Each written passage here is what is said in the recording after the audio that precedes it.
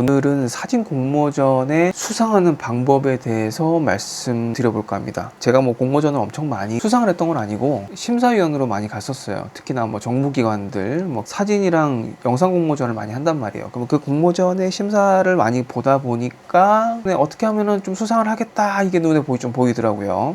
뭐 제가 심사 갔던 데들은 그 영상 설명란에 보면 다 나와 있고, 대신에 제가 사협은 안 가요. 왜냐하면 들어가 있지 않고 사협에서 추구하는 바와는 조금 제가 다른 결을 가지고 있기 때문에 뭐 불러주지도 않았지만 안 가게 되더라고요.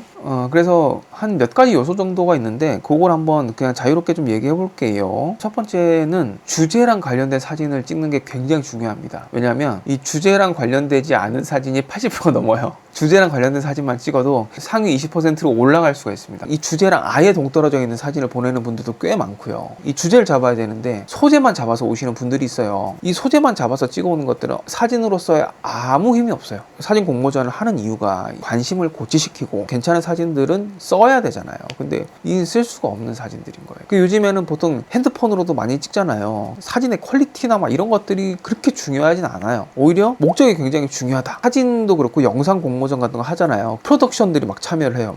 기가 막히게 아주 광고처럼 찍었어. 근데 제가 그런 분들 거를 잘 안 뽑아요. 때깔은 죽여요. 스토리가 빈약한 경우들이 많이 있어요. 광고 의뢰를 해주면 그냥 바로 찍을 수 있는 것들, 이런 것들이에요. 이런 것들 뭐하러 공모전에서 뽑나요? 퀄리티만 살린다고 해서 답이 아니다. 퀄리티도 중요하지만 퀄리티가 전부는 아닙니다. 그래서 이 주제를 어떤 식으로 표현하느냐가 되게 중요한데요. 특히나 이제 뭐 사진뿐만이 아니고 영상 같은 경우 있죠. 그것보다 약간 B급이야. 근데 뭔가 재밌어. 뭔가 아이디어가 톡톡 튀어. 이런 것들이 뽑힐 가능성이 훨씬 더 많습니다. 왜냐면 그 재밌거든요. 수천 개를 본단 말이에요. 지겨워요. 나중에 힘들어 죽어요. 그 중에서 하나씩 툭툭 튀는 것들이 있으면은 높은 점수가 올라가겠죠. 자, 두 번째로는 사람이 나오는 사진. 꼭 무조건 사람이 나와야지 당선이 된다는 얘기는 아니에요. 제일 중요한 거는 주제가 부각돼야 됩니다. 부각시키려면 스토리가 있어야 돼요. 이 스토리를 가장 잘 끌어내는 것들이 사람이에요. 이 사진이 무슨 이야기를 하고 있는 건가, 이거를 보여주는 것들이 사람이 나왔을 때 훨씬 더 효과적으로 전달할 수 있는 것 같더라고요. 뭐 무조건 사람이 나와야 된다, 그래야 당선이 된다가 아니고 주제를 잘 부각하는 스토리가 있어야 된다라고 생각을 하시면 됩니다. 보통 우리가 심사를 들어가면은 하루에 수천 장을 봐요. 수천 장. 그러면 이제 나중에 눈이 마비가 돼요. 시각적으로 약간 마비가 돼. 그리고 이게 주제가 하나가 잡히잖아요. 그러면은 수백 명, 수천 명이 지원하잖아요. 그러면 사람의 생각이라는 게 다 다양할 것 같지만 생각보다 비슷해요. 그러다 보면 거의 비슷한 결과물들이 계속 쏟아진단 말이에요. 그러면 그게 무슨 변별력이 있겠어요. 이 접근 방식을 바꾸던, 스토리를 얹든 이런 식으로 가야 되는 거죠. 그래야지 뭐 보다가 좋네 이렇게 되는 거지.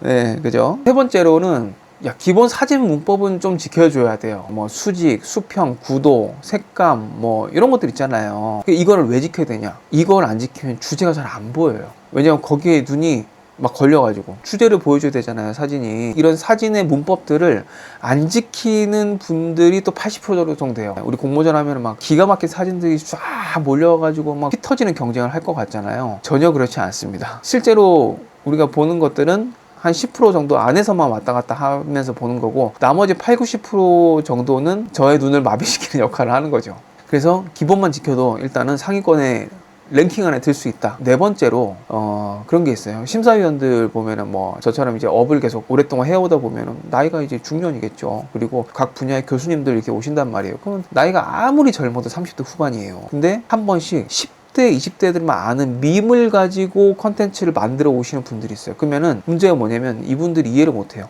이게 뭐지?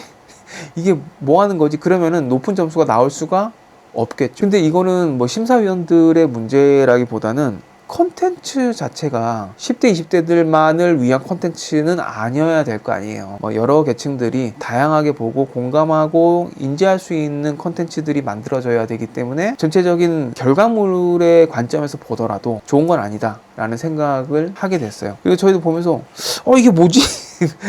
이게 요즘 유행하는 건가? 이런 생각을 하게 되더라고요. 저도 사실 트렌드를 굉장히 많이 보는 편이에요. 온라인에서 막 계속 뭐 짤도 보고 막 밈도 보고 엄청 많이 보는 편인데도 한 번씩 이해가 되게 안 되는 것들이 있어요. 어찌됐건 공모전 같은 경우에는 명확하게 사람들이 인식할 수 있는 방식을 쓰는 게 훨씬 좋은 것 같아요. 그래서 한 요 4가지 정도만 잘 지켜도 뭐 장관상도 받고 청장상도 받고 상금도 두둑히 받고 이렇게 할 수 있는 기회가 생기지 않을까라는 생각을 합니다. 그러니까 설명드린 게 되게 별거 없는 것 같잖아요. 근데 이 별거 없는 것들도 지켜지지 않는 경우들이 굉장히 많기 때문에 기본만 지켜도 항상 중간은 간다. 그런 부분들만 잘 지켜서 취미생활로 지원해보는 것도 좋을 것 같습니다.